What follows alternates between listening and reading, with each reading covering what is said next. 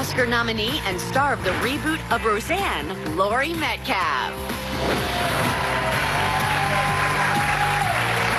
Well, welcome back. Today's Black History Month FYI honors America's first black female neurosurgeon, Alexa Canady.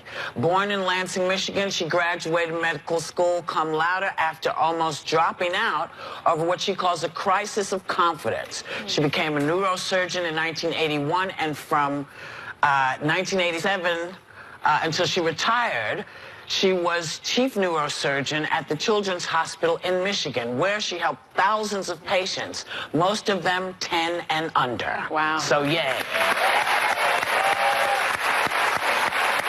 And a little bit later...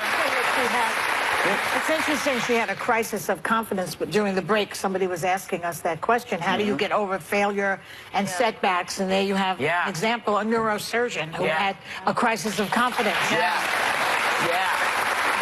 And, you know, today we're talking to survivors of last week's school shooting in Florida. But when the students showed up at the Florida House of Representatives yesterday, lawmakers didn't want to really hear from them. They voted not to debate a bill banning assault rifles and instead passed a resolution claiming that porn is dangerous and a bigger threat You can't even get it out. than gun violence. I don't know what to say about that. I know. I Maybe think they should talk to the president's girlfriend, Stormy Daniels, about that. See how dangerous she is. But I wonder, you know, why they thought that was going to sort of sit well with people after having just gone through this. Sort of divert the attention from the conversation that we're having nationally. I think it was a huge missed opportunity because if you look at what happened after the Sandy Hook shooting with all the first graders that were murdered, we couldn't get federal legislation passed. However, Connecticut did, I think, a terrific job of firming up their gun control laws, and they really did, and they did it on the state level as opposed to the federal level. And what was interesting to me is just this morning, the governor of Connecticut was saying that since 2012, the death rate of murders by gun violence has dropped precipitously. I mean, a huge drop, and we know that it works. We know where there are stricter gun laws, there are less violent deaths due to guns. So this was a missed opportunity.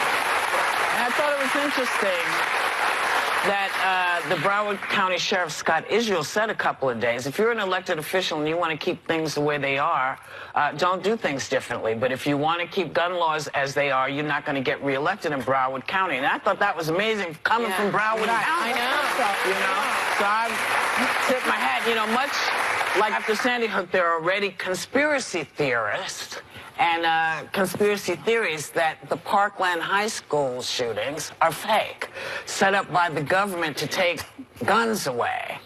This time they claim outspoken survivor David Hogg is really a so-called crisis actor coached by his dad, a former FBI agent.